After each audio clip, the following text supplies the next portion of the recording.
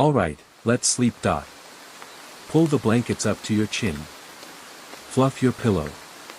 Turn off your phone and let the darkness settle around you like a soft, warm cloak. Tonight, we're going to travel back in time to a world that was both beautiful and brutal, the golden age of the Tang dynasty, when China was the most powerful and sophisticated civilization on earth. We're going to meet a woman who defied every rule, broke every barrier, and became the only female emperor in Chinese history. Her name was Wu Zetian. And her story is one of the most extraordinary tales of ambition, cunning, and survival ever told. But before we get to the throne and the dragon robes, the plots and the purges, we need to understand where she came from, a world of privilege, danger, and the constant threat of being erased from history. Part 1, The Girl Who Was Not Supposed to Exist.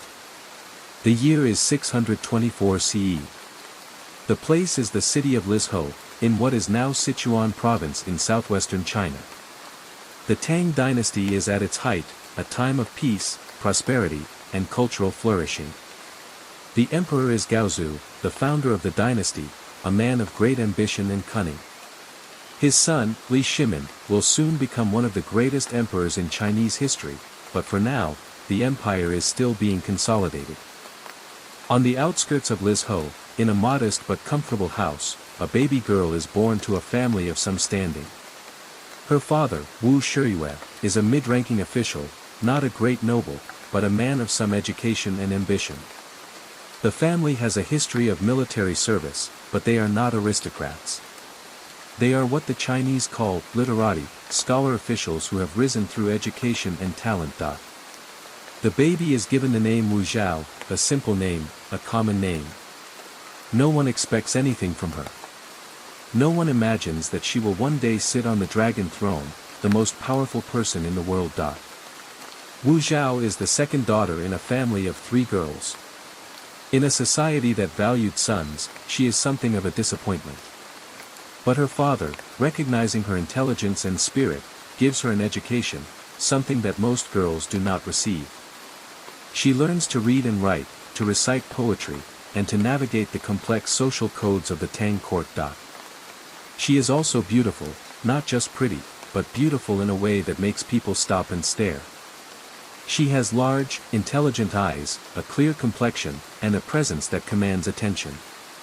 She is also fiercely ambitious, even as a child. She wants to be noticed. She wants to be remembered. Part 2, The Emperor's Concubine. In 637 CE, when Wu Zhao is just 13 years old, she is summoned to the imperial court. She has been chosen to become a concubine of the Emperor Gaozong, the son of the founding emperor, a man who is already a legend in his own lifetime. Wu Zhao's mother is heartbroken. She knows that the court is a dangerous place, and she knows that her daughter may never return. She weeps as her daughter prepares to leave. But Wu Zhao is not afraid. She is excited. She says to her mother, "Why are you crying? Don't you know that this is a great honor? I am going to serve the Son of Heaven." She is given the title, Talented Lady, a modest rank, one of the lowest in the harem. She is one of dozens of women who serve the emperor, and she is barely noticed. The Emperor Gaozong is a man of great energy and ambition. He is not interested in the young girl who has just arrived from the provinces. He has more important things to do. But Wu Zhao is patient. She watches, she learns, and she waits. She studies the court, the politics, the alliances and enmities that shape the lives of everyone around her. She knows that she cannot survive in this world unless she understands it. She also learns that power is not always held by men. The women of the court, the Empress, the senior consorts, the influential eunuchs, all have their own power, their own influence. Wu Zhao studies them, too. She learns how to flatter, how to manipulate, and how to wait. For 10 years, Wu Zhao serves as a concubine of Emperor Gaozong. She does not rise to prominence, but she does not fall into obscurity either. She is a presence in the court, a woman who is respected for her intelligence and her poise. And then, in 649 CE, Emperor Gaozong dies. Part 3, The Empress's Plot. The death of Emperor Gaozong is a moment of great danger for everyone in the court, especially the concubines. According to custom, the concubines of a deceased emperor are sent to a Buddhist convent, where they are supposed to spend the rest of their lives in prayer and seclusion. They are no longer part of the political world. Wu Zhao is sent to the Ganya temple, a Buddhist convent in the mountains, where she is supposed to live out her days in quiet obscurity. It is a fate she finds unbearable. But she has not given up. She has an ally in the court, Empress Wang, the wife of the new emperor, Gaozong. Empress Wang is a woman who is worried about her own position. She is not the emperor's favorite, he prefers another concubine, the consort Xiao. Empress Wang is desperate to regain her influence. She sees Wu Zhao as an ally. Wu Zhao is beautiful, intelligent, and ambitious. She can help the empress regain the emperor's favor. Empress Wang arranges for Wu Zhao to be recalled to the palace, not as a concubine, but as a lady-in-waiting. Wu Zhao is overjoyed. She has been given a second chance, and she will not waste it. She ingratiates herself with the emperor, and she quickly becomes his favorite. She also becomes the empress's confidant, helping her to maneuver against consort Xiao Da. But Wu Zhao is not content to be a pawn. She has her own ambitions. She wants to be the emperor's wife, not just his mistress. And she is willing to do whatever it takes to achieve that goal. Part 4, The Rise of the Empress. Wu Zhao's path to the throne is a story of political intrigue and heartless cruelty. She is smart, and she is ruthless. She will stop at nothing to get what she wants. Her first target is consort Xiao, the woman who has supplanted Empress Wang and become the emperor's favorite. Wu Zhao does not attack consort Xiao directly. Instead, she attacks Empress Wang, who has become a rival. She flatters the emperor, she tells him that Empress Wang is plotting against him, and she convinces him that consort Xiao is part of the plot. In 655 CE, Wu Zhao gives birth to a daughter. According to the traditional account, which may be apocryphal but which is widely repeated, she suffocates the baby girl with a blanket and then blames the murder on Empress Wang. The emperor, who has been told by Wu Zhao that the empress is wicked, is enraged. He deposed Empress Wang, and he elevates Wu Zhao to the position of empress. Whether the story of the murdered baby is true or not is impossible to know. What is true is that Empress Wang was deposed and executed. Consort Xiao was also executed. Wu Zhao was now the empress, the most powerful woman in the empire. She was also hated by the nobility. They saw her as a woman of low birth, a concubine who had climbed the ladder of power by dishonest means. They despised her. But they could not remove her. Part 5, The Empress Regnant. In 660 CE, Emperor Gaozong suffered a stroke. He was incapacitated, unable to rule. Wu Zhao stepped into the vacuum. She began to issue decrees, to make decisions, and to run the government. She did not claim the title of emperor, that would have been too bold, too dangerous. But she was the effective ruler of China. She made alliances with the great families and with the Buddhist clergy, and she built a base of support that would sustain her for decades. In 683 CE, Emperor Gaozong died.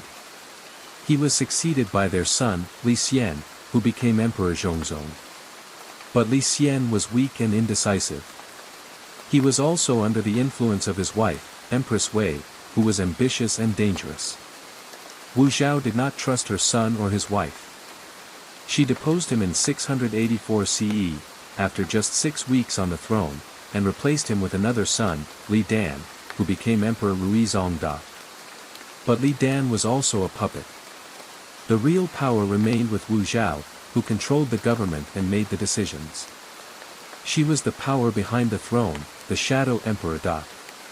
Part 6, The Empress Takes the Dragon Throne.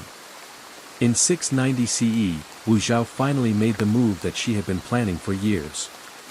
She deposed Emperor Ruizong, her own son, and declared herself emperor. She was the first and only woman in Chinese history to rule in her own right. She took the title, Sheng Shen Huangdi, the Holy and Divine Emperor. She chose a new name for her dynasty, the Zhou dynasty, a name that had ancient, prestigious associations.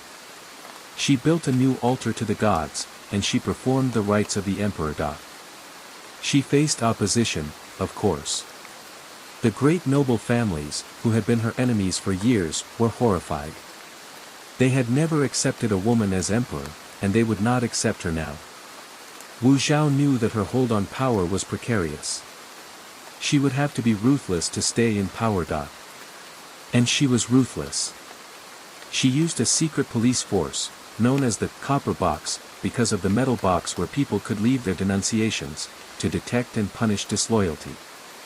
Hundreds of officials were executed, their families were exiled, and their property was confiscated.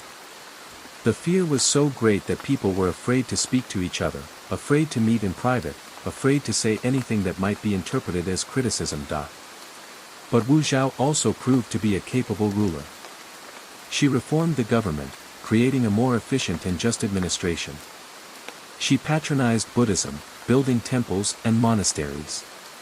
She promoted education and scholarship, and she appointed talented people to positions of power.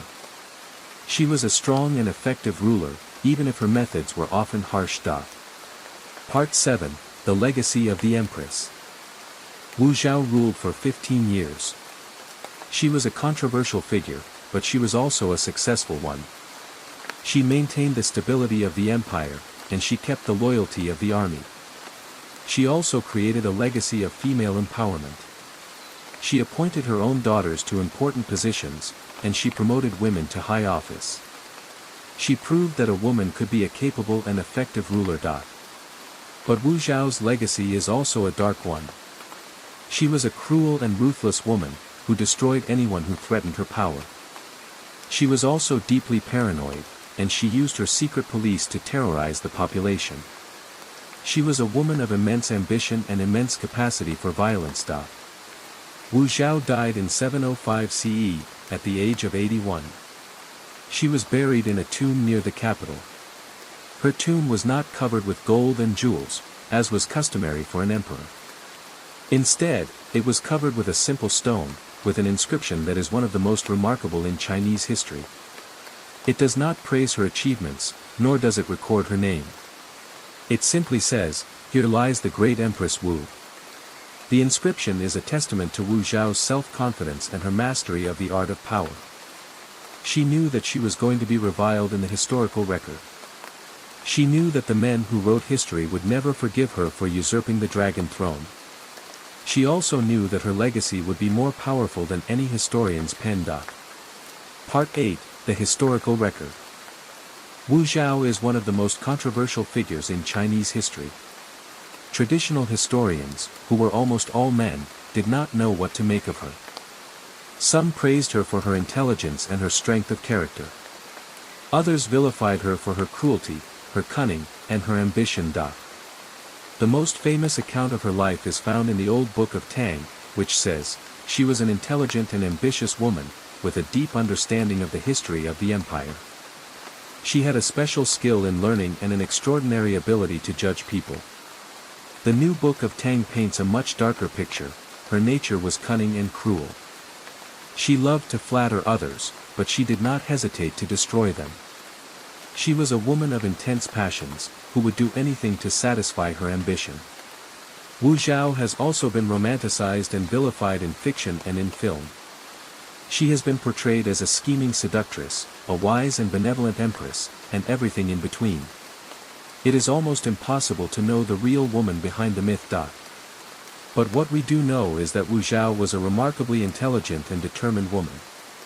She rose from obscurity to become the most powerful person in the world's most sophisticated civilization. She broke every rule, she defied every convention, and she forged her own path. Part 9, The Lessons. What can we learn from Wu Zhao's story?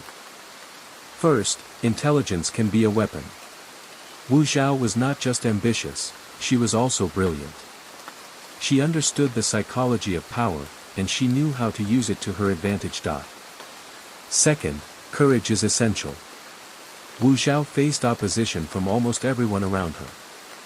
The great noble families, the Confucian scholars, and the powerful eunuchs all despised her. But she did not give up. She fought for what she wanted, and she won. Third, ruthlessness is sometimes necessary. Wu Zhao was willing to do whatever it took to achieve her goals. She destroyed her enemies, she eliminated her rivals, and she built a system of control that was designed to protect her power. She was not a nice person. But she was an effective one. Fourth, the past is not a cage. Wu Zhao broke every rule, and she created a new one. She showed that women could be as powerful as men. And finally, power can corrupt. Wu Zhao was a successful ruler, but she was also a paranoid and brutal one. She had started out as a young girl, full of ambition. She had ended as an old woman, full of fear. Part 10, The Dream. Now, as you drift off to sleep, think about Wu Zhao. Imagine her as a young girl, full of hope and ambition, leaving her mother's house for the imperial court. Imagine her as a concubine, watching, learning, waiting. Imagine her as an empress, ruthless and cunning, destroying all who stood in her way. Imagine her as the dragon, seated on the dragon throne, the most powerful person in the world. And then imagine her old age, surrounded by enemies, her power fading, her legacy uncertain. Imagine her in her tomb, a simple stone covering her remains, no words to describe her achievements. Wu Zhao is gone, but she is not forgotten. She lives on in the stories we tell, in the history we study, in the culture we celebrate. She is a reminder that even the most unlikely people can change the world, that a girl from the provinces can become the dragon. So tonight, as you lie in your warm bed, in your safe home, surrounded by the people you love, think about Wu Zhao. Think about her courage, her ambition, her cunning.